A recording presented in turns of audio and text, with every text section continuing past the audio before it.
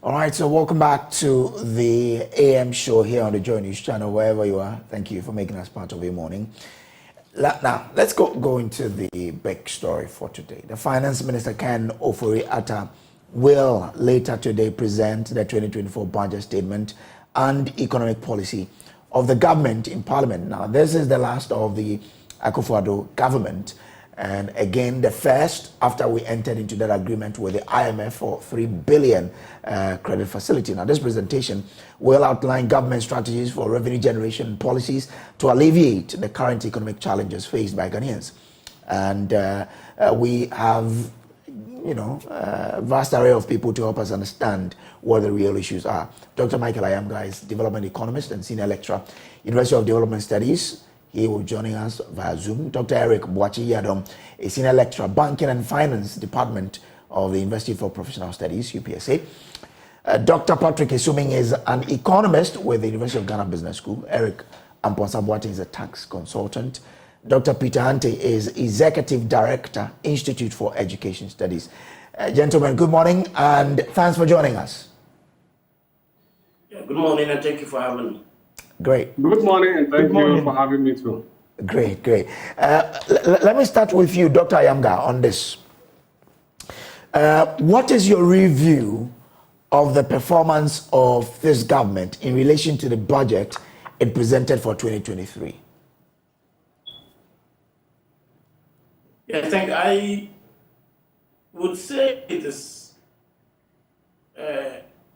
rather not too disappointing, but underwhelming.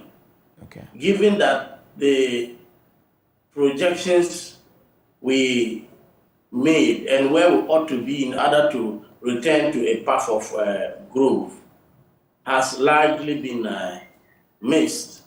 So we revised growth levels to about 1.7%, when we should be doing close to 3%. And if you take into consideration the fact that all the numbers and the projections we are making are below the levels that this government inherited. That is way below the 2016 levels. And 2016, which was a very bad year by the standards of some Ghanaians, and that's why we had electoral change, has become the benchmark for assessing this government. Then it tells us how terrible and how far we have fallen. But if you look at all the indicators, we are not where we are supposed to be. As I already indicated, for growth, we are doing around 1.7%, which is underwhelming. For inflation, we expected it to be around 18.1%. In order for us to have a chance of coming back, as we speak, it's about 38.1%. We missed our fiscal deficit targets, and we are hovering around 8-9% deficits. Our current account balance is also disappointing. So if you look at all those parameters, we are not even meeting the minimum expectation to have a chance. Others have even said that the targets we have put in place are overly optimistic, and some are putting our growth in below 1.7%, and our headline inflation to end the year at about 44.1%. So you look at everything and you realize that, okay, we have a serious problem. And to buttress that, the fact that we have missed the November 1st deadline for the second tranche of the IMF bailout, perhaps it underscores the difficulties we are facing as a nation.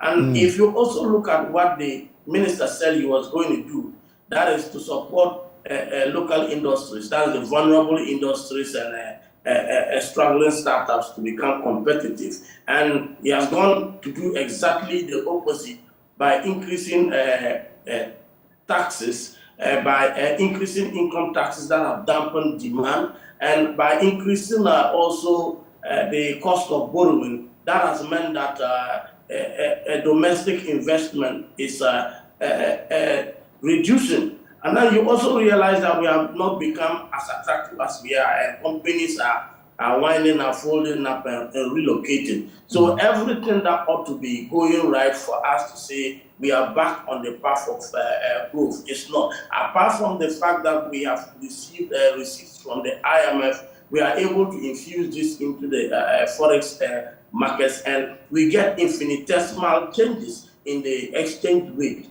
As we still talk, we are dealing between 11 and 13%, depending on who you ask in terms of the CD to dollar, and that is way above what we inherited in 2016. So I'm saying that Ghanaians voted the President John Mahama out in 2016 because they thought those numbers were underwhelming and uninspiring. If we now struggle to meet them, and I can tell you for 2020, 2021, 2022, all the growth targets have been below the 3.7 growth rate that we got in 2016. I can assure you that Ghana is not making progress, and apart from the phase the minister is putting up and trying to quote the scriptures, just knowing very well that we are a very religious and conservative society and want to have a positive outlook. Beyond that, all is not going well in the economy, and the minister going forward has work cut out for him. So what could be the major challenge why we are not able to achieve the things we set out to achieve? For example, our primary balance as a percentage of GDP in the revised target for the media budget was 1.2%. Import cover was 0.8%, but you are saying that we're not really achieving these. So what is our major challenge? Just take the import cover you mentioned, for example, and as many of us have indicated, the minister speaks like a charismatic preacher and behaves like a fetish priest in some bush. He talks about Ghana will come out, but when he wants to make a projection for import cover, he goes for 0.8%, 0.8 months. That is below 1 month of import cover. What kind of pessimism is that? You inherited something in the range of 3 months, and when you want to make a target, you go for 0.8 months because it is easy to meet. But that is after, you know, the COVID era. Yes, before the COVID era, they were doing more than that, isn't it? Everybody. It likes to play with everybody because it thinks we don't interrogate the numbers very well, but that is the case. You look at our deficits. Our deficits. We go in for a very low deficit, targets that we can easily meet. Look at our expenditure. You realize that he makes a projection, or our revenue, you make a projection of, let's say, 5.9%, and you get 5.8 or 7% because you are not optimistic enough. Your rhetoric does not match your actions. And as I said, the primary balance is extremely important here. That the government has over the years, since it took over power, done the opposite in terms of creating a conducive environment for business to operate. So we have some serious challenges in the private sector because of the taxes. One would have expected that this will bring about some reduction in our deficits. But you don't understand the economy here. The taxes are increasing, the deficits are not reducing. And then you ask yourself, what kind of economics is taking place here? You understand that the appetite for government to discipline itself and cut down its expenditure is not matched by its desire to increase taxes. So you want to ask yourself, where does all these taxes go? And why are we not able to see any reasonable movement in our deficits? Given that we are virtually destroying the private sector, we are curtailing growth, reducing employment and other things to raise revenue. And yet we don't see where the revenue goes because it's not reflecting in our deficit. We are still way below where we ought to be. And I think that is a problem going forward. Okay, let me bring you Dr. Boakye Yadom. Doc, so yesterday the Ghana Statistical Service announced that the inflation rate has slowed again to 35.2 year-on-year in October from 38.1% in September. But people say we are not seeing this reflect in our livelihoods. So what is the challenge? How long must it take for us to see this reflect in our lives? And again, what really, is making it difficult for this figure, because at least it's been coming down for some time, to reflect in the lives of the ordinary Ghanaian? Thank you. If we look at the inflation figures, we are looking at the fact that prices are increasing, but the rate at which they are increasing is now a bit downwards. It doesn't mean that prices are going to reduce. Okay. So the transmission mechanism will be a little bit slow. And looking at the trend of the inflation, reducing from about 38 to 35.2 means that you have about 3% reduction, and 3%, will not cause much change in the life of the average Ghanaian. So although the government is making an attempt, if we look at how we started the second quarter with around 40, and we are now around 35, if December inflation is able to come down, November to December is able to stabilize, we are expecting prices to be stable going into 2024. So we shouldn't expect an immediate impact. But I should mention that in assessment of 2023 of the government activities and performance, we have to look at it from different perspectives. Okay. Number one, we can look at it in terms of GDP. We can look at it in terms of, number two, sectorial performance. We can also look at the macroeconomic indicators. We can look at revenue mobilization and expenditure. So when we put all together, it almost appears the government is not doing much. But when you go into details, there are small growth, or there are some effort that the government is making. For example, you look at the exchange rate. If we check Bloomberg reports, the first quarter of the year, Ghana cedi was adjudged as one of the best performing currencies across the globe among 150 currencies by gaining about 33%. If we began the year 2023 with cedi to dollar around 10, and we are currently doing, you look at the interbank exchange rate, we are doing around 11.49. What it means is that the overall depreciation from the start of the year to now is about 6%, which means that government has a little bit been disciplined and in terms of management of the exchange rate. Of course, we can attribute it to the IMF program and the trenches of the 3 billion that is coming in. But it also means that the discipline we are expecting IMF to bring into the economy, in a way, is beginning to show. Now, we can also look at the sectorial performance. If we look at the Ghana Statistical Service release report on various sectors of the economy, and you will see that we are in the first quarter, the service sector grew by about 10.1. The second quarter is about 6. Then the agriculture sector is about 4.8, and in the first quarter, and it's about 6.3. What we see dwindling is industry, which reduced by 3.1 in the first quarter and about 1.9 in the second quarter. So overall, what government is not doing well is be able to support industry, because industry over the period, I'm talking about data relating to this period, has been reducing, has been going in negative. It means that the taxes are having effect.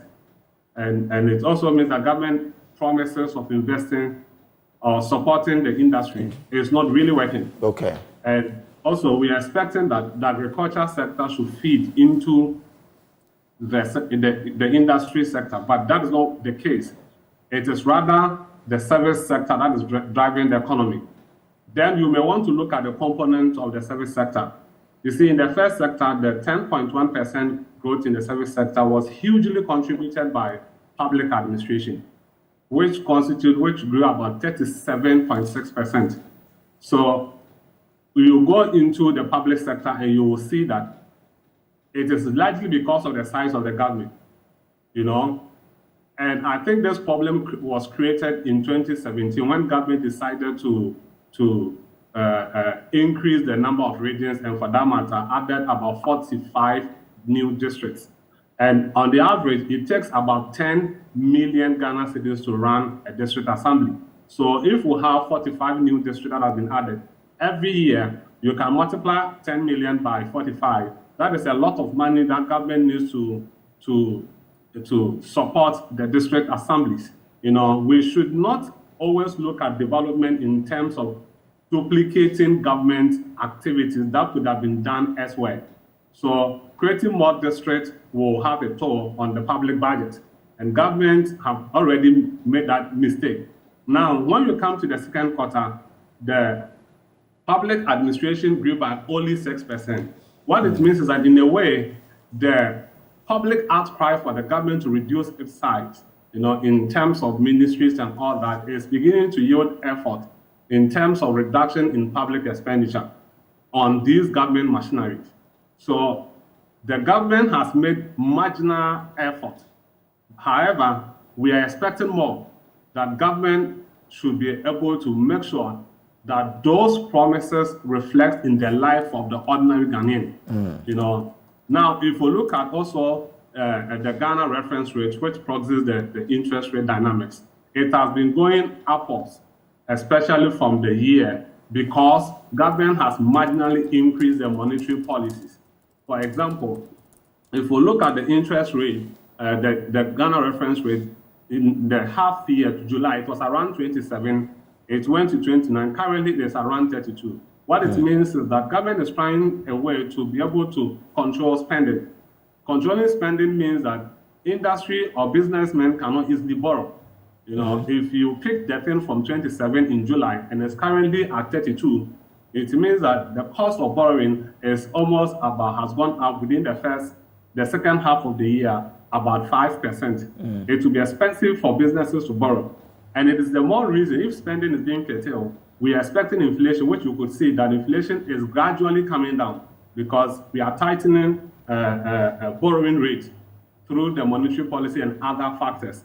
And it's also reducing demand for the foreign exchange because businesses who could have borrowed and buy raw materials or whatever from foreign countries using the dollar are unable to do. That is why we are also seeing the stability. So if we are... I don't cut you in here, but what good does that do? You want the, industry to grow, and industry is run by the private people, but you're also regulating the ability to borrow, just so you can check inflation. What good does that do, really? Okay, so what government is doing, you have a complex of macroeconomic problems you have created, so you need to find a way to deal with it. Now, by creating this problem, if you want to tighten borrowing, then what it means is that you should cut taxes. You see, government should have cut down some taxes to be able to reserve some funding for industry. But government is also not cutting down taxes. That is why we see the negative growth rate in industry. So the rippling effect of tightening the borrowing rate or the policy rate is what we see in the negative growth in the industry. So the macroeconomic indicators are such that, like in their own words, they will eventually expose you, whatever you tend to do. So it doesn't help all of us. If we tighten one angle, it's like two ends of a knot. If we tighten one angle, you should be able to open the other part. Okay. And the other part could be through the fiscal policies or through taxation. And they are not doing so well with their tax policies as well. So the negative growth we are experiencing in the industry is because industry has been airtight and they cannot go through borrowing, they cannot go out through taxes. And that is why we are experiencing the negative growth in industry. So we are expecting government to do more. Probably in my subsequent submission, I'll be telling about my expectation for government, especially if we want the industry to grow. Okay, all right. So you've set the basis right for this. Grateful to you. Let me bring in the other guests we have on this particular discussion. So if you look at the mid-year budget review, there were a lot of some of the targets that were reduced. For example, inflation was reduced to 31.3%. End of June, over 10, it was 42.5. Now, if you look at fiscal deficit, it was 6.4 in the mid-year. Overall GDP growth rate, 1.5%. So if you look at all of this, and you look at how the statistics are now, the two guys have explained that whether we are doing, Dr. Ayamga says that it's uninspiring, but it's not too bleak as well. So really, what do we see playing out here? Dr. Eric Aponsabuate, let me come to you. If you look at the target from when we started in 2022 for 2023 in the budget, they were reviewed for the mid-year. But if you look at the statistics, the figures for this time around too, there seem to be some sort of where we're doing well in some bits, we're not doing well in some bits. So how would you diagnose the problems confronting the Ghanaian economy now? Good morning to your viewers and listeners. I think that if you look at 2023, we set some targets, and we looked at the real GDP growth rate of 2.8%. We were looking at end of year inflation, that is December, to be 18.9%. Yeah.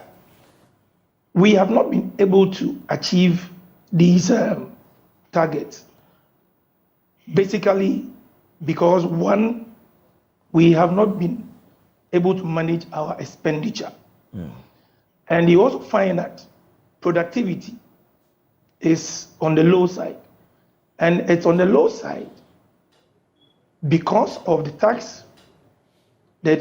taxes that have been introduced.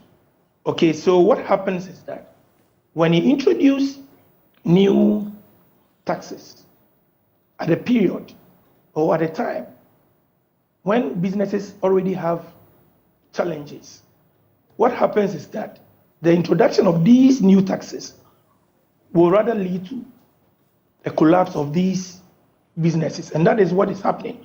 Because from where I sit, I observe that most of my clients have asked me to revise their self-assessments for 2023 to virtually a nil tax.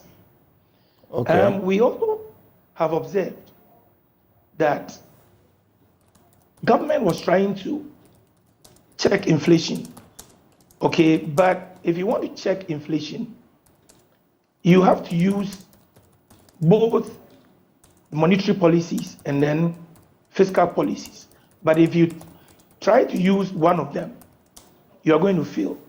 So I will say that the introduction of the new taxes this year has really brought hardship to businesses. And so even with the GRE, they were able to exceed their target for the first quarter. But as we speak, they're having challenges. And they're having challenges because the expected revenue is not coming in. So if you ask me, the reason why we are where we are, it is because government is still behaving as if everything is normal. But we must admit that we have a crisis. If you even look at the debt exchange program and its effect on the banking sector, insurance, you will agree with me that all of them are making huge losses.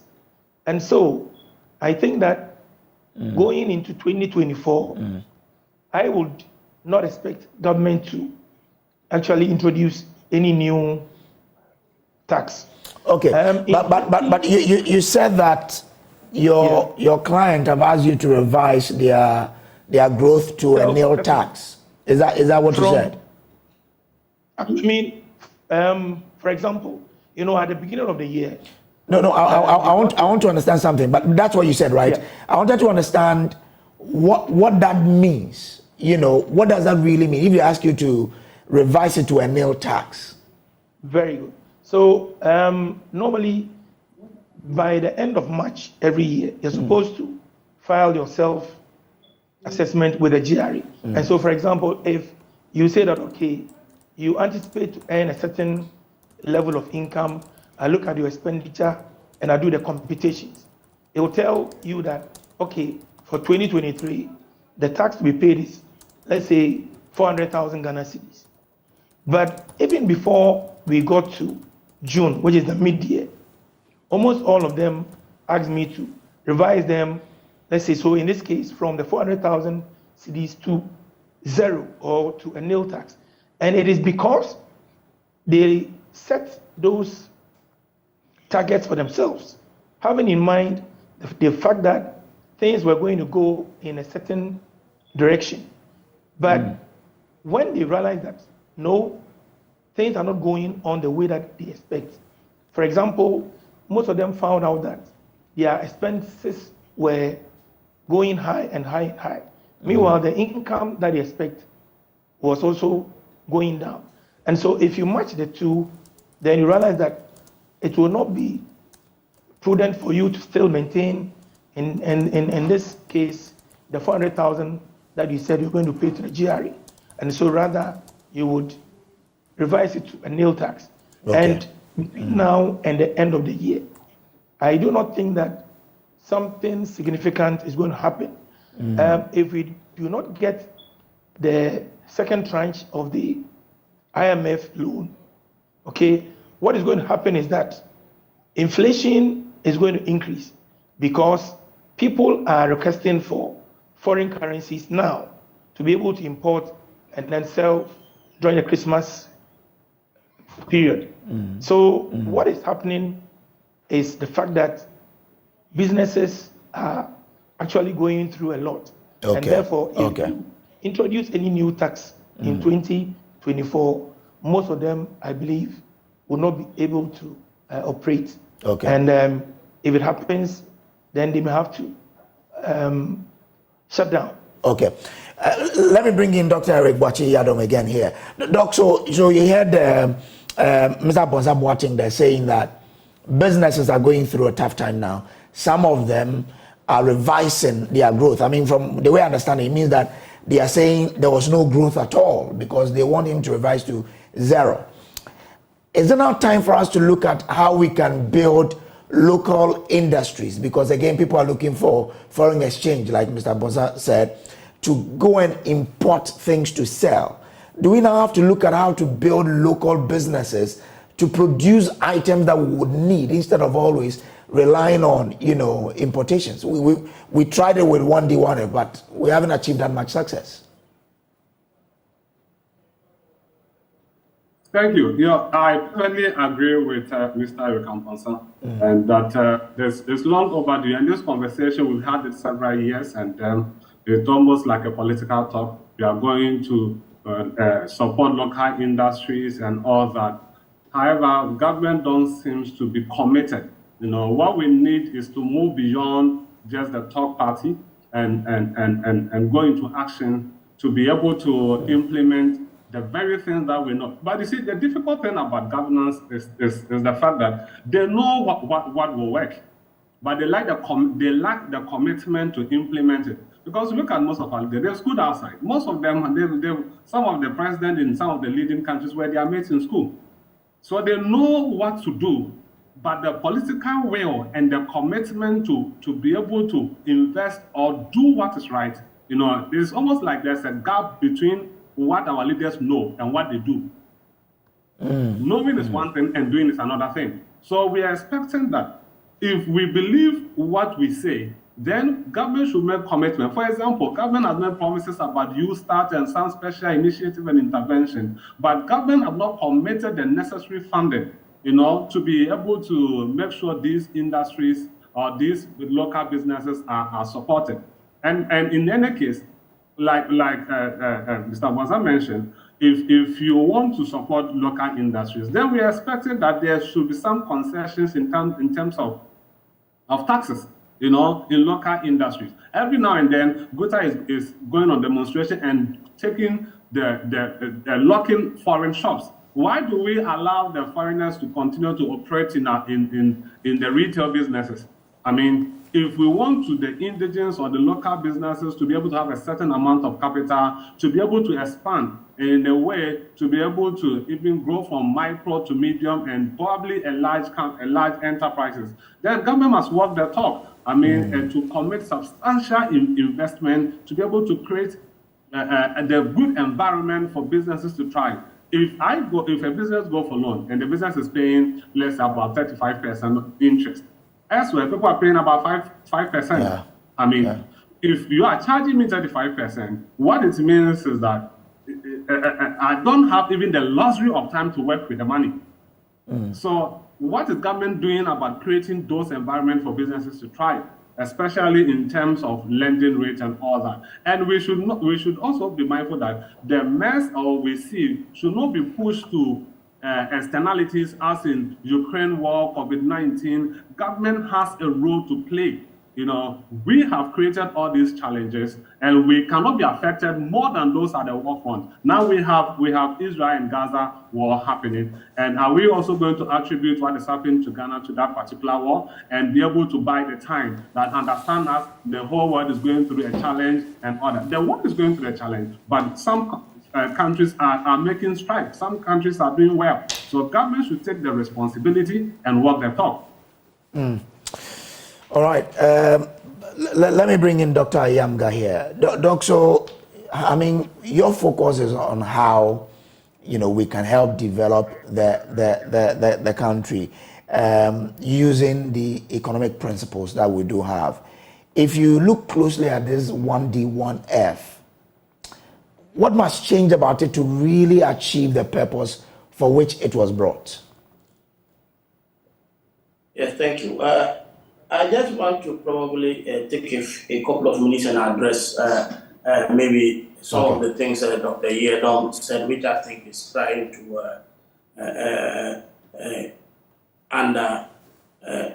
present the real facts. I'm particularly not impressed that we are trying to blame district assemblies for the current predicament that we have. The creation of district assemblies, yes, costs for 450 million Ghana cedis. But hey, we are talking of a government that has been borrowing an average of $7 billion a year. I dare not convert that into millions of Ghana cedis because my calculator is going to crash. So we cannot just think that we are where we are because we have created more districts. That is not the source of our expenditure. I think that, as I said, we face very serious structural issues in our economy. He did mention the issue of investment. And I always like to look at our current account deficit from the perspective of savings and investment rather than just import and export. It's a very important measure of investment versus national savings. So maybe when you are experiencing this current account deficit, it means you are investing more than you are saving. We are looking at around 3 or so percent. And yes, it's pointing in the right direction. Deficit is okay. It means you are financing your investments deficit to a large degree. But if you take the fact that we have borrowed a colossal $40 billion in the last 6 years or so, our deficit, if we were investing these resources, should be higher. We cannot borrow this amount of money. It's not reflecting in investment and it's not reflecting in savings. Something is definitely wrong with our economy. I also... But clarify this for me. Are you saying that because we borrowed this, our deficit should rather be higher or should be lower? Yes, it should. Because if we're investing, because they always present the analogy as if it's just our imports versus our exports. But it's also a very good indicator of savings versus investments. And that is why it is not necessarily a bad thing that if you can finance, let's say, your investments with loans or maybe very good concessionary loans. But the fact that we are having very high levels of debt and it's not reflecting even in the deficit, it's a challenge. Yes, it's an issue here. So you're asking ourselves, how much are we investing against what we are actually borrowing? You have nothing to show for it, and that is the key challenge. So looking at the current account a deficit, yes, it may be a deficit, but it should have actually been higher if we're investing. Okay. Or if we're, then our reserves should have also been higher. To look at an import cover of 0.8 months and then a deficit of 3, you have to ask yourself, where did all that money go? So that is one area that I want us to look at. I also don't think that reducing the cost of borrowing to control inflation is the right approach if the government's objective was to revive the private sector.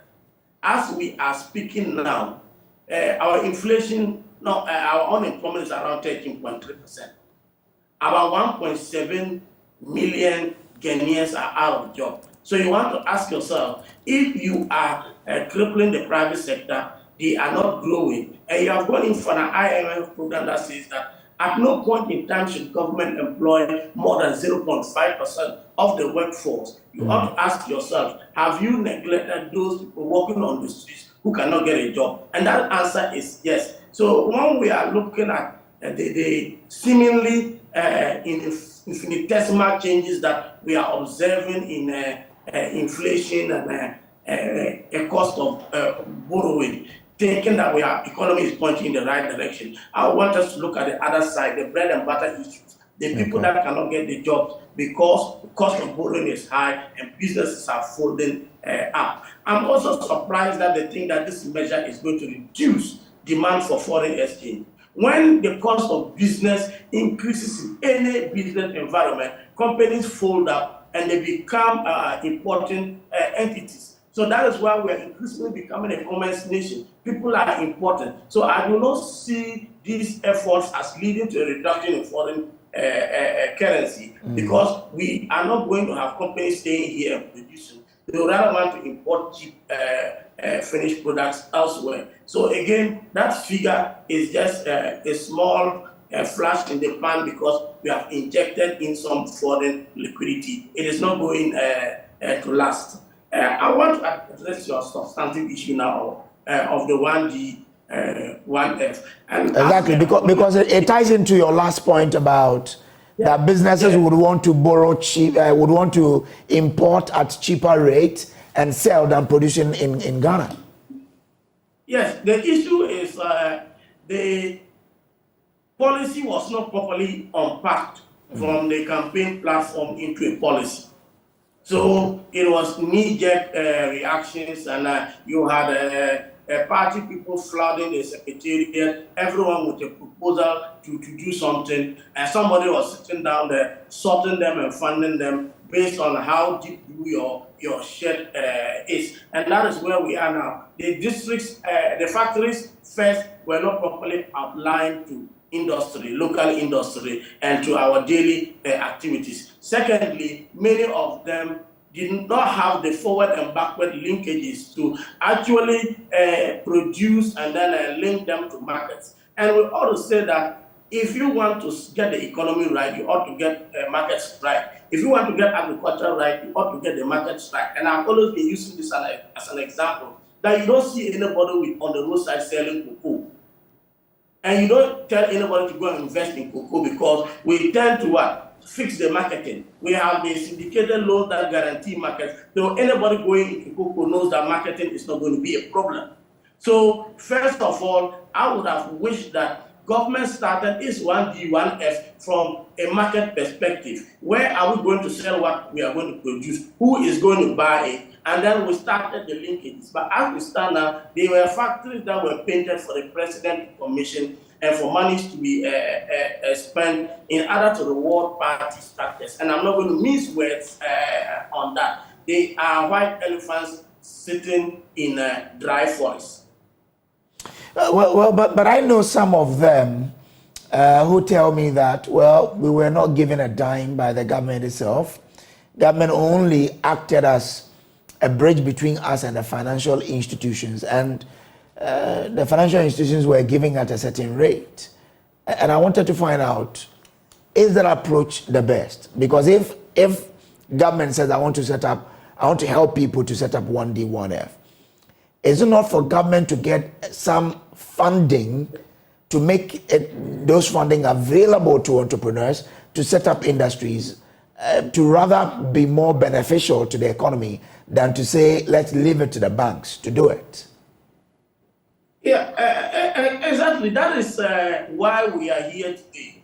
You know, if you look at our current economic crisis, they are underpinned by two things: the energy sector debt, and also the banking sector cleanup exercises that led us to borrow huge billions from markets to finance them. And the banking sector, financial sector crisis, are as a result of some of these things. One, government's failure to honor its obligations to contractors, and then also securing these loans or guaranteeing this loan, more or less exposing the financial institutions to bad debt. So you have people going to borrow to build factories that are producing nothing. That underscores the challenges. So if you look at the one of the reasons why we have a very precarious debt problem, it is because we expose the financial sector to unsustainable debt and to bad debt, some of which are these factories and projects that we launched and encourage the financial sector to borrow to people. Sometimes it made the financial institutions not do due diligence because they felt that the muscle of government behind some of these initiatives, and they more or less didn't do what they ought to do, and that exposed them. That led us to do the banking sector cleanup, and it's one of our biggest problems. So yes, it didn't directly put in there, but it created a bigger problem by allowing the financial institutions to get enveloped and entangled in the mess of debts because the factors are not producing and the people cannot pay back. That is one of the key reasons why we are where we are today. Okay, let me bring in an educationist and look at the expenditure on education and the sort of benefit we can derive. Dr. Peter Ante is the Executive Director for the Institute for Education Studies. Doc, good morning. Thanks for joining us. Now, good morning. Good morning. If we go back, we take a retrospective analysis of expenditure on education, what would you say 2023 has been like for education? All right. So because this is the last budget for this particular government, I would want us to go a little back into 2017 and see that in 2017, the government committed 17.56% of its total budget, expenditure, to education. Now that increased to 19.45% in 2028. And then in 2029, it increased further to 20.76%. So the total government expenditure, 20.76 was dedicated to the education sector. In fact, that formed about 4.03% of the total GDP. But in 2020, the allocation to the education sector reduced. The government did something around 18.4%. And in 2021, it reduced further to 15.52%. In 2022, it reduced again to 15.03%. And interestingly, in 2023, if you look at the budget, the total government expenditure, education formed only 12.97%. And that comes from the backdrop of the commitment by our president when he was selected as one of the advocates of global education, where they pushed that at least 20% of your government budget expenditure should be spent on education. In fact, that was a little bit disappointing to those of us in the education sector because we were thinking that going into that particular platform and advocating for increased spending in education, we were thinking that we would see an increase in the allocation to the education sector, but we did only 12.97%, and that formed something around 3.09% of the GDP, that percentage of GDP. So you can see from these figures that we have seen a downward slope in terms of government allocation to the education sector. Okay. And that is worrying. It is worrying because if you want to develop a country, as all the other panelists have said, the challenges that we're experiencing in the economy and so on and so forth, you would note that one of the critical variables, if you look at any of the growth theories that you would want to model, you would note that one of the critical variables that you have to pay attention to is the human capital. And if you want the human capital to contribute more to the growth of the economy, you need to invest in that. So we are not investing more in the human capital based on the data that are provided. Interestingly, if you look at even that allocation, you would see that only 17.1% goes into capital expenditure. Capital expenditure, what we call the CAPEX, that looks at the building of schools and ensuring that we have infrastructure, provide the needed resources for schools to run. And in ensuring that you are also making available a lot of opportunities for others to also experience education and giving them the needed resources to deliver quality education. But if you look at our budget, as for 2023, it is only 17.1% that went into capital expenditure. Goods and services got 21.4%, and then the rest of our education budget, which we always complain about, goes into compensation. So we are using almost 62% of the total budget that goes into education to pay the people in the sector. Okay, so that is how the budget has been for 2023. If you delve further into it, you will see that you see that senior high school education, what we call SHS, takes almost 47.89% of the total allocation that is supposed to go, the share of the budget that is supposed to go into the goods and services and then the CAPEX. And basic education takes 4.43%. Okay, and that also gives you an idea, the priority of this government, that a lot of investment is not being done in the basic sector. The basic education has been starved with resources, has been starved with infrastructure. In fact, if you study the data from the Ministry of Education for the period of this government, you will see a downward slope in terms of the nature of our infrastructure for our basic education. In other words, you will see a complete deterioration of the infrastructure at the various basic schools that we have. And I talk of basic schools, I'm talking about public basic schools.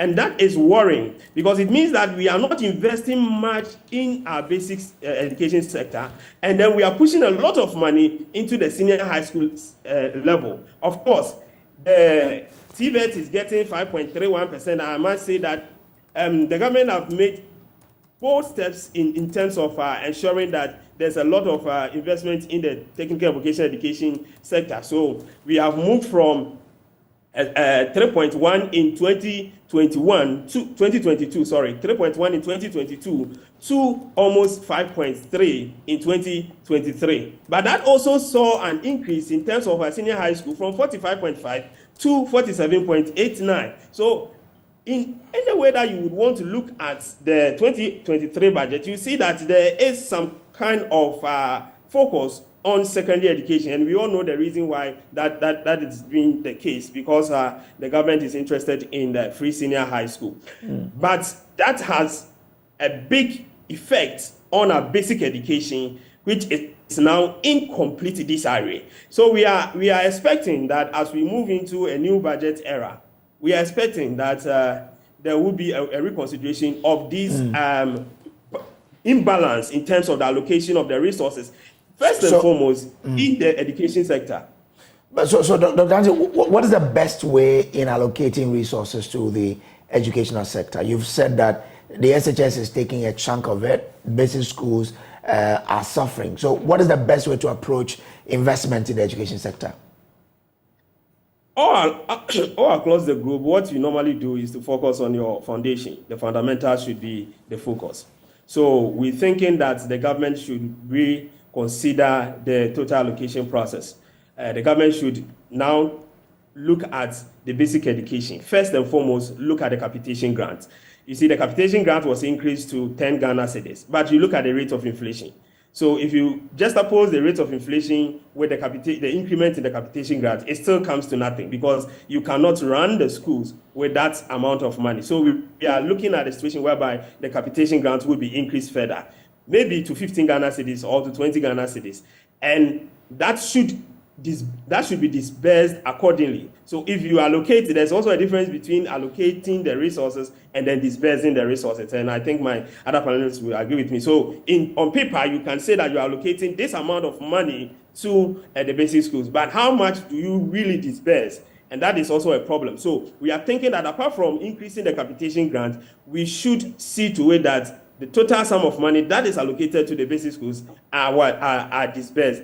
We should also see an infrastructure upliftment in terms of our basic education. And that means that most of our CAPEX allocation should go into ensuring that we improve the infrastructure at the basic level. And definitely that will come at a cost. So the economists will talk about opportunity cost. It means that we need to now reduce our investment in the other subsectors in the education sector. And that is the investment that is going into senior high school education. And that we have said on several platforms that we need to think through it properly, think outside the box, and make sure that we channel some of the money that is going in there to the basic level. And at the basic level, we also have to do more of deprived school focusing.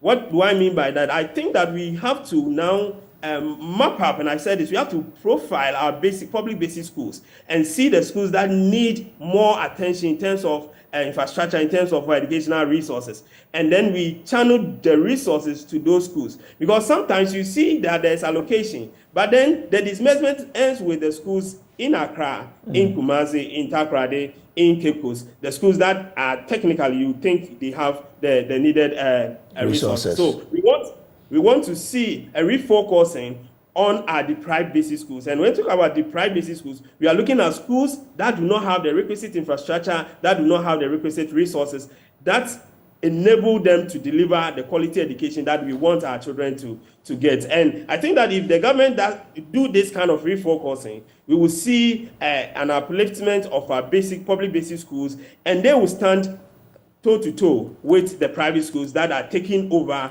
from the basic schools, the public basic schools in the country now.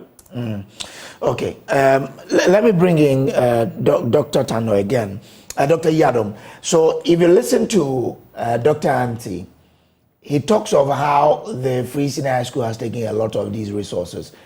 What has been the impact of the Free Senior High School on the entirety of the economy?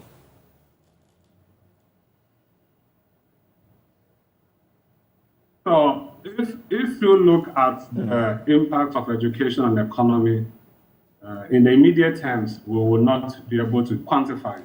Okay. But then we are expecting it to have a long-term effect. Of course, good fundamentals will tell you that the level of educated people should have a positive impact on productivity. However, I think the implementation of free SHS has a lot of problems. And it shouldn't be the case that access means that everybody cannot pay. And that fundamental problem must be addressed. I believe that there are people who can pay for education and they are willing and ready to pay for their children senior high education. But what government is failing to do is to sit down and to do the thinking. I think the challenge that government is having is how to be able to segregate and find out who should pay and who should not pay. But that is a responsibility of government to put a team together to find out the best way of implementing free SHS. Like Dr. Pitanti mentioned, if the allocation in education, we see education as free SHS, which means that we are going to leave the supply and the feeding. What is the supply? The basic education that feed into the senior high school and the universities that take up the output. Those that teach in in the universities will tell you that generally academic performance, especially from the 2020 going down, is reducing. In terms of what the quality of students that are coming in. The quality of students that are coming in. The numbers from SHS is telling us that performance is good. But in the university, when we take these students, we see that there's a lot of problems. I have met SHS students who cannot read and write. Hey. And I'm wondering, why should this person get into school? The person needs to go back and sit in senior high school. The fact that we want to increase access does not mean we should compromise with the quality. Because the fundamentals, what Dr. Pitanti has mentioned, that we are not investing so much in basic education to teach them the basic skills of reading and writing. And we are pushing them to the senior high school. So there's a lot of work to be done. I think that the next survey to do is we should be looking at the level of people who are graduating in first class, second class, and the upper and the lower. Then we will know that the output that is being received from the three SHS, is it good enough as is being showcased that by the government, that public, the SHS has both quality and quantity. I think the quality is lacking, and there's more that government needs to do. And the government needs to do the hard thinking of finding out how to separate those who can pay, those who cannot pay, and those who need to stay in JHS for some time to learn the basic skills of reading and writing. However, let me go back a little to. I'll let you come back. I'll let you go back. But you said you've met a student in the university. SHS. Sorry. Okay, so an SHS student who cannot read or write English. Yes, I'm not sure I'll be the only new person to have met somebody like that. I have met a couple that I have to personally find ways to help them. Okay, Dr. Yamga has a story to tell. I mean, I will not be the first person to meet a student and not in the university, but SHS, who cannot do basic reading and writing. And we have to face the reality. But if that is in a senior high school, it means that they are coming from the JHS system. Can we blame Free Senior High School for that? We are not checking the input. That is not everybody that has the basic skills to go to senior high school. They need to be repeated. They need to step back. Now it's almost appear like almost any grade you can find a senior high school to attend, almost any grade. So if the student know that I can go to school with a grade 36, why will I put in the hard work? I can go to school with a grade 40. Why will I put in that hard work? I mean, to be able to learn the rudiment and the basics of reading and writing. It's because we have opened up the entry gate to free SHS.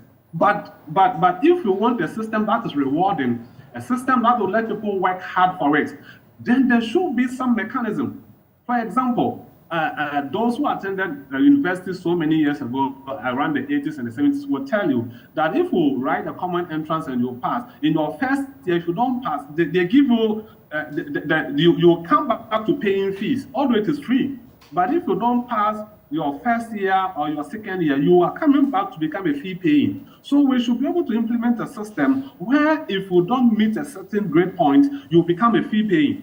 In that way, the system is rewarding, and it will be able to encourage the students or the people from JHS to know that if I don't want my parents to pay fees, then I have to put in. Somebody also will be talking about the fact that some schools in the cities or elsewhere will be buying past questions to ensure that their children will pass and get to the best school. It's a complex problem, but that is the duty of a government, to sit down to find out the appropriate means of implementing policy, not all play, all policy. I'm not sure it's going to help us. Okay, all right. You wanted to go back to some point, clarify that, and then let's move on. Yes, let me quickly do that. Dr. Ayamga mentioned the fact that district assembly should not be blamed. I think that the fact is that I'm not saying that district assembly should be blamed for the rules of the government. What I did say, what I said was that district assembly, by creating more, we know that when you create more district assembly, it is a fact that government needs to spend more. Yeah. And for that matter, it will increase government expenditure. So I was making the point that if we want to reduce government size, which in the larger context, we want to reduce government expenditure, then the creation, we should have thought about a different approach of trying to improve district assembly development without necessarily in duplicating government effort. Because those things that are being done in the district could have been done from the previous district they were affiliated to, and we should not create the case, the justification to spend more money in public services. And another point is that looking at the trend of the economic development, Dr. Yanga and myself will agree that if you are so high on an economic trend, you cannot just move down at a point. I mean, there should, if it just move down, it means that we will have to interrogate what happened, what caused the jump. I mean, so the downward trend tells us that probably government is doing something, that if the government continues, the trend will focus downwards, especially in inflation and exchange rate. The trend is likely to focus down, to go down, and eventually we will be able to receive the benefit that we are expecting. However, I do not agree with him, the fact that government has got a lot of resources and we have higher expectation from him. For example, one of the things I will be suggesting to government is revenue from the oil revenue.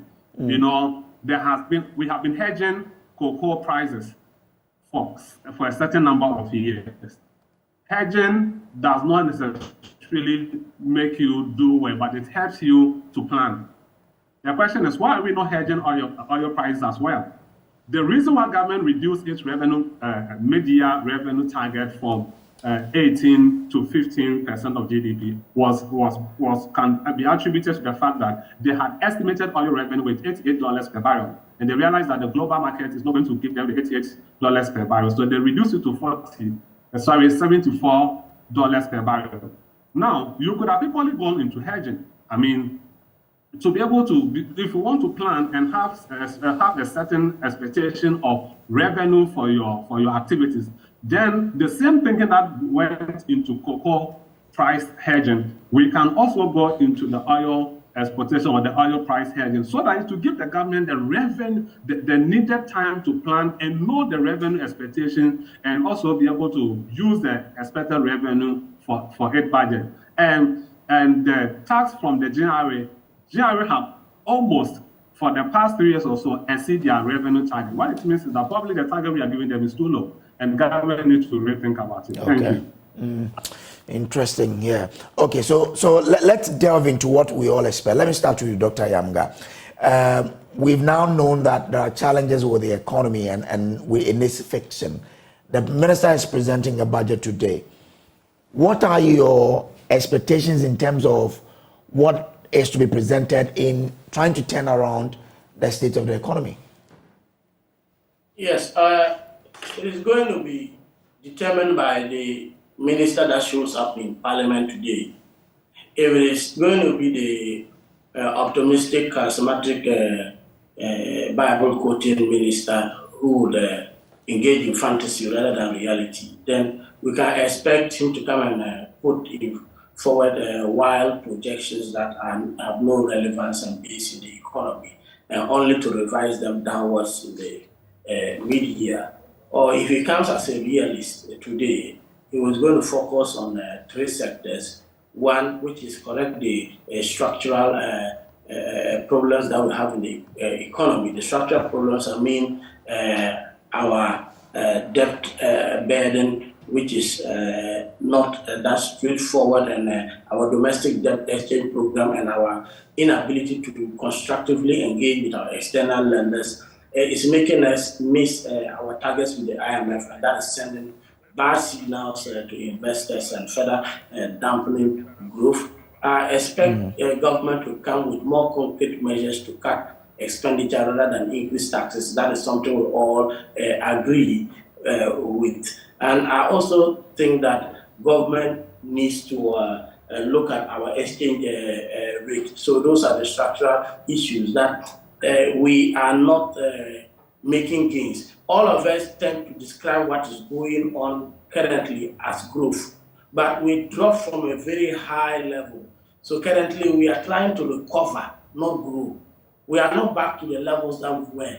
We are not even back to 2016 levels that we can begin to talk of improvement. So currently what we are doing now is trying just to recover. So I expect government to look at these three things, be more realistic about revenue, and then going forward. I expect it also to focus on inclusive growth rather than just looking at the monetary policies as rightly advocated here. He has to also look at fiscal policies. These two must complement each other. Unemployment is a key challenge, so government has to advance measures to address it. Otherwise, we face what many are increasingly describing as the youth quake here, which is likely going to cause very serious challenges. Okay. We have 13.3% of our workforce outside of government, and then complicating our hands with this IMF deal that says that we cannot,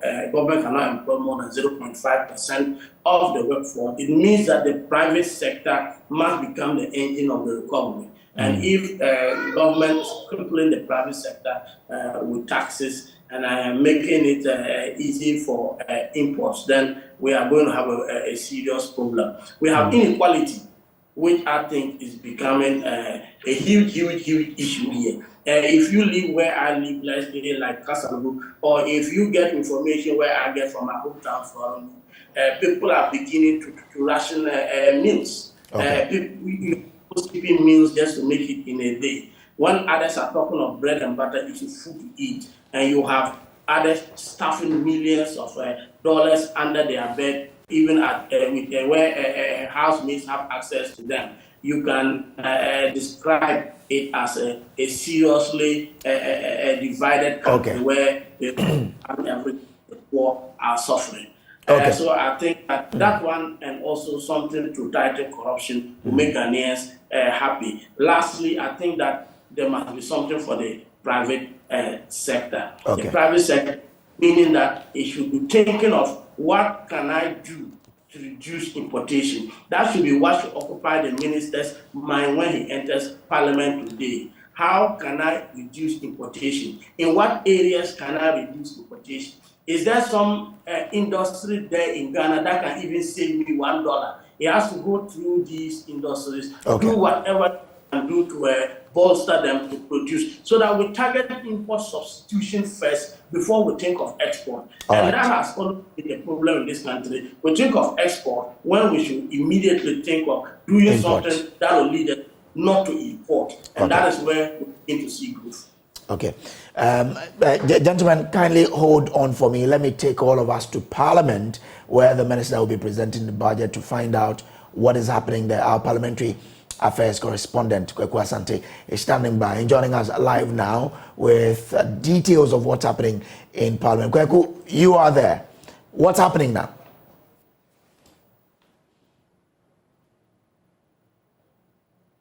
Well, Brace, as we speak, Finance Minister Ken Ofori-Atta has not arrived in the House. In fact, if you look at the chamber floor, it is currently empty because there's not a single MP on site now.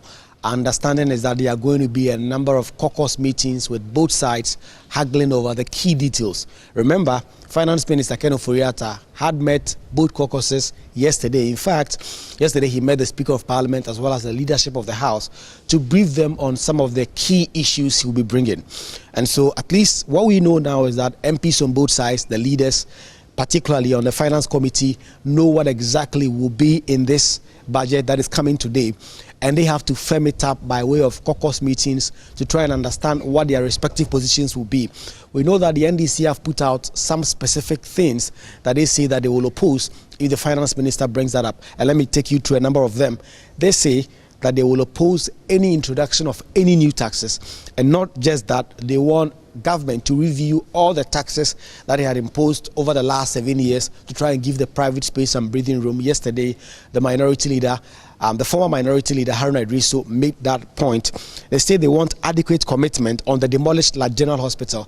This has come up quite strongly on the floor over the last few weeks. In particular, the MP for Ladadi Kotopon, Rita Odole Soa, had raised issues.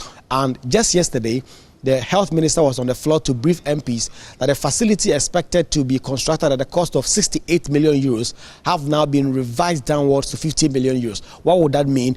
We want to see that in the budget. That's what the minority have said. They say that they want a compensation and resettlement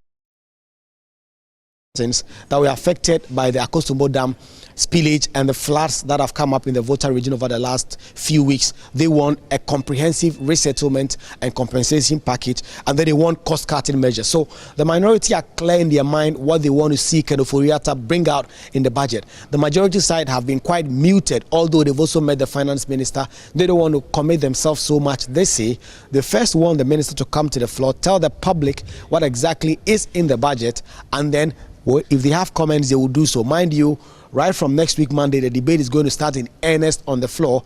This week, MPs will do the post-budget workshop right here in this chamber. You know the controversy about going to Rock City Hotel in Kwehu, which some NDC MPs spoke against, and eventually the House had to beat a U-turn and now decide that they are going to hold the post-budget workshop here. So the demands of the minority, clear-cut, they've made the point, particularly about taxes, and they want to see some extreme reduction.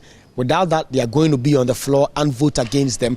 Already, the finance minister has told them he expects to raise between 11 and 12 billion Ghana cedis in new revenue. Where is he going to get that from? Is he going to introduce new taxes? Is he going to tweak the old taxes that are currently in force and increase the rates? We are expecting to see what the finance minister is expected to do today on the floor. So, Brace, it's going to be a showdown today. Of course, not Kennedy Japan presenting the budget, but clearly the minority have signaled their intention to put spokes in the wheel of government if they come about introducing any new taxes and any austerity measures. Already, they've said that although they don't have the numbers, they have only 137. If the majority side are able to bring all their numbers to the floor, they don't get to vote against anything. But Brace is all out there for us to see today when the finance minister comes to the days, makes that presentation, and then we'll hear what the minority leader will tell us in terms of the position that this caucus has taken. What the finance minister will likely tell Ghanaians today.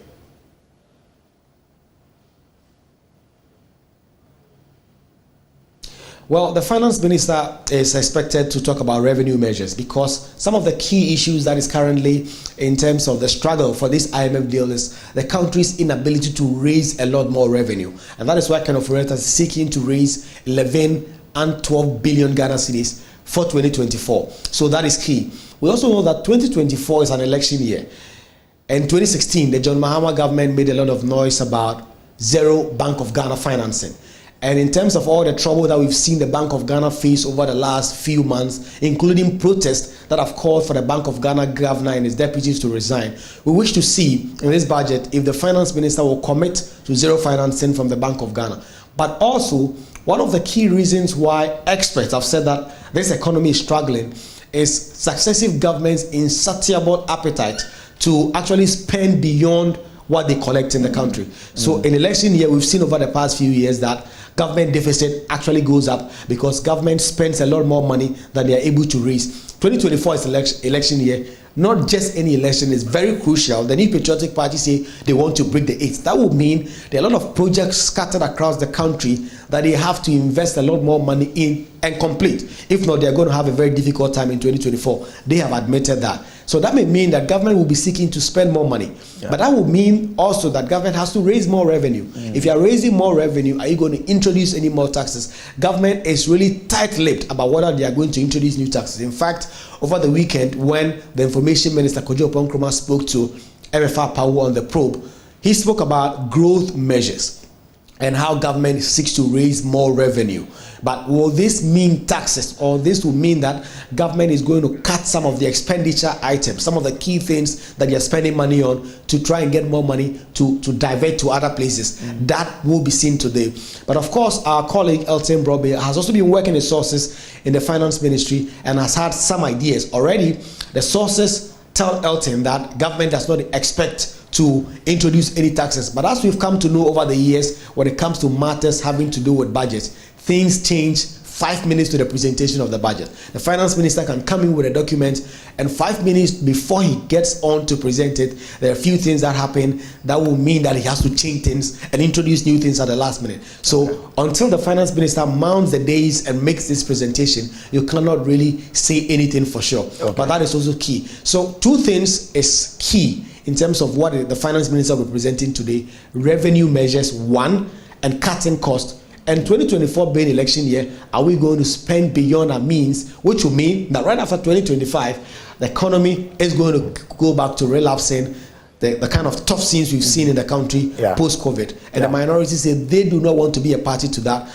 And so if government brings in any austerity measures, government brings in any measures that they believe will worsen the plight of the economy, they will be on their feet to oppose it. Brace. Do we know the exact time the minister is supposed to do this presentation?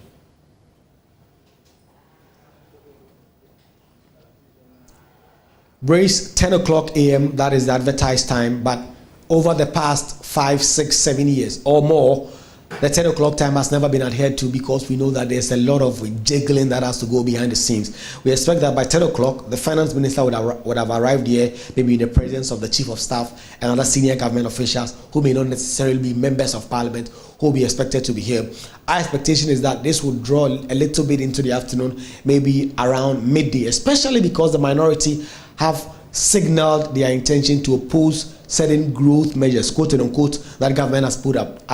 And so it will mean that the finance minister would have to still get a buy-in of his colleague cabinet members and the president ultimately. Mind you, the budget is presented on the authority of the president. It is his budget that the finance minister is presenting. And so the finance minister will have to get his buy-in on any changes, only last-minute changes that may be introduced before the budget will come. And so if anything we've seen over the last few years is anything to go by, we expect that this budget to be read anywhere between 11 a.m. and 12 a.m. In the past few times, it has gone beyond 12 a.m. But the Speaker of Parliament has been insistent that we need to get this done quickly enough, give MPs enough time to scrutinize the budget, scrutinize the proposals, so that from Monday when the debate starts, all of these key details will go in. So 10 o'clock is the time set for this presentation, but we expect that it will delay a little bit. MPs are currently locked up. A lot of them are coming in now, and we expect that very soon most of them are now coming into the chamber. There are caucus meetings that are happening all over the place, and so when that happens, we expect to get the key details in terms of the respective positions that the caucuses have taken.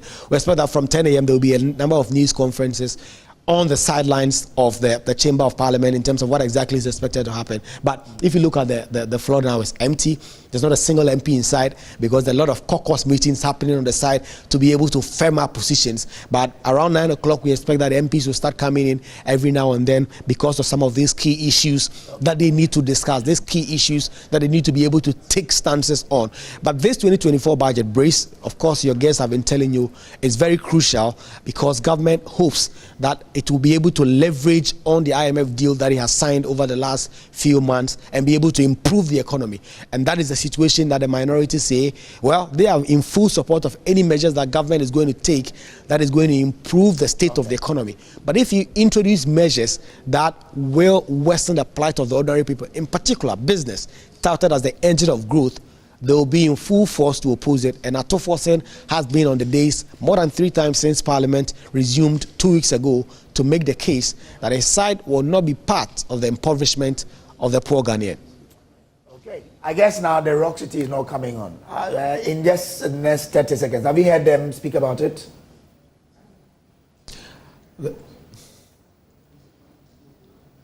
Well, a lot of MPs are not going on record about this, because it's not particularly a very sexy topic, because MPs are concerned about the backlash that they received when they decided to go to Rock City in Kwehu over the weekend.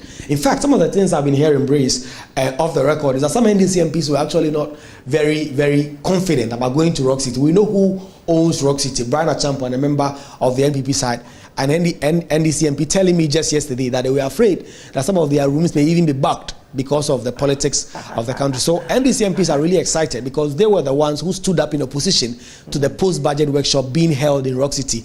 The rough estimates we've had was that it was going to cost in excess of 2 million cedis. Some have even put it at 10 million Ghana cedis, because if you're going to ferry 275 MPs, journalists, their drivers, security men to Rock City Hotel, it's going to cost that much. And MPs were like, no, this is a time of austerity. And if you're asking Ghanaians to tighten their belts, you can't be living largesse. You can't be living, or like Atofosi will say, you cannot be living a champagne budget on an Akweteshi budget. And so that's the point they've made. And so MPs, especially on the minority side, are excited that they're not going to go to Rock City. But the majority MPs who back the idea are now saying that, well, if we have to do in Parliament to show the Ghanaian public that we are also committed about the economic challenge that we are facing, then so be it. So on Friday, Saturday, Sunday, MPs to be expected to come back to work right here in Parliament for the post-budget workshop, where they are expected to go into the nitty-gritties of the budget ahead of the debate officially starting on Monday, committee sitting before the appropriation may be passed on the 22nd of December, when Parliament will go for Christmas break. Brace. All right. Thank you so much. That's Kweku Asante joining us from Parliament there. Now, let me return to my guest, wrap up on this discussion. Dr. Eric Boakye-Yiadom. So as we are wrapping up, what do you expect to hear from the budget today? The minister to behave like a caring government, to present the government budget, to look good in the eyes of the public, like the reporter mentioned, because if you look over the years, in spite of IMF program in 2012, there was a budget overrun of about 12%. I mean, in 2008, it was around 10%. They will set a minimal deficit of about, let's say, 4%, but I'm expecting them to really exceed it in 2024 to be able to fulfill most of their promises in the lead up to the election. And also, I'm expecting a recalibration of the VAT, so that businesses won't pay tax on tax.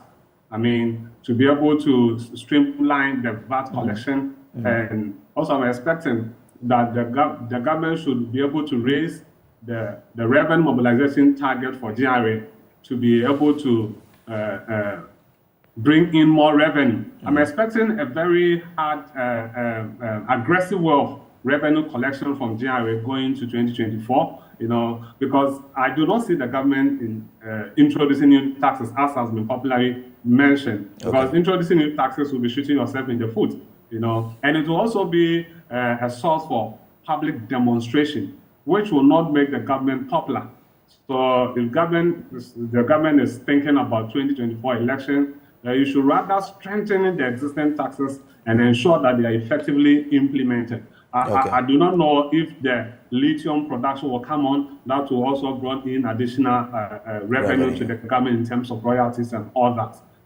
So we're expecting the government to be nice to the people of Ghana. Let me bring in a tax consultant, Eric Amponsa-Boateng. So I've heard people say no new taxes. People also have called for alignment of taxes. Doc has just mentioned something which is close to double taxation. We pay tax here and then pay tax on tax. What is your expectation in terms of what government will do in this budget in the form of taxes? Thank you very much. First of all, I expect the COVID levy to go off because we've gone past that stage. And like he rightly mentioned, why should you put a levy on an amount? As we speak, we have the COVID levy, the Get Fund levy, and then the NHIL. And all these add up before we strike the VAT. I expect the minister to have a look at it. I think that because of what has been happening over the years, in recent times, we had the dam spillage, where even taking care of those who were affected became an issue. So I would recommend that if we take off the levy, the COVID levy, then we could probably replace that one with, let's say, a disaster relief levy of some sort. And then... but wouldn't that again be compounding the challenges of the Ghanaian? We say don't bring new taxes, but if we should bring that... Yes, what I'm saying is that we take off the COVID levy off and then replace it, because you realize that government has had issues taking care of those who are affected by such disaster. Natural, yes. And then VAT. I don't see the reason why somebody should be on the flat rate and then somebody else is on the standard rate. I expect VAT to be standardized, because there are people who are not even VAT registered at all, and we lose a lot of revenue. I expect also government to look at tax exemptions. They need to look at it. Okay. I also expect that they will look at even the tax audits that the GRE does, because some of them are really not doing the work as expected. I don't want to say much about that.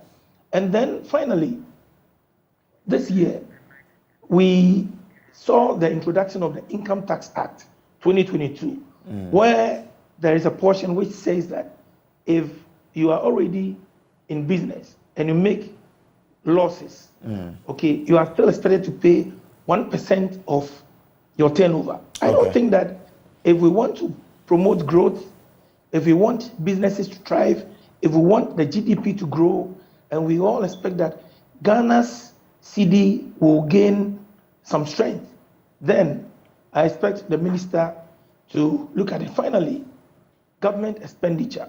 I think that in 2017, I remember Professor Aite, who is a former Vice Chancellor of the University of Ghana, made a point and was able to give us figures. And I think that is having a toll on us. So I expect the minister to look at all of that. Thank you. All right. Thank you so much. Let me bring in Dr. Peter-Ante here. Doc, so in the next minute, what's your expectation in this budget for education? Yes, I think that I would be more realistic. The first thing I would want to see is that in 2017, the Minister of Finance mentioned that there will be a voluntary fund created to support the funding of the free SHS in that particular budget. That was the first and last time that issue came up. I'm expecting that the last year of his office as a Minister of Finance, we think that the talk about getting additional source of funding for the free SHS is more pronounced now, and I think he believes same. So we want to see a reintroduction of that particular policy and how best we'll be able to do that. That will save us some money to support the basic sector. So we also want to see a commitment to funding for the basic level. We want to see a more pronounced commitment. We want to see an increase in the capitation grant. We want to see a direct policy to deal with deprived basic schools. And then we want to see a direct commitment to the eradication of schools under trees and all those other things, provision of textbooks, especially textbooks for public schools. We don't want the budget allocation to create a more unequal society. And that is what our budgets have been for some time now. We are using the allocation of resources to widen the gap of inequality, and that is not the work of government. The work of government is to use the allocation of resources to bridge the gap of inequality. But what we are doing... Okay, so that's his connection there has gone bad. So I'm grateful to you gentlemen for joining us here on the big stories. Dr. Michael Ayamga, Development Economist and Senior Lecturer, University for Development Studies. Dr. Eric Boachi-Yadom, Senior Lecturer, Banking and Finance Department in the UPSA. Dr. Patrick is we couldn't get him, but Eric Amponsa-Boate is a tax consultant. Dr. Peter-Ante is Executive Director, Institute for Education Studies. Gentlemen, grateful to you for joining us here on our show. This is still the AM show on Joy News. Also on the show today, we'll be talking about Achimota Speaks. Now, the speakers will talk about Ghana, a country in crisis, defining a new economic direction. The event itself is coming up on Thursday at the British Council, but we'll be talking about it here on the show this morning. That's up next on the show, so stay with us.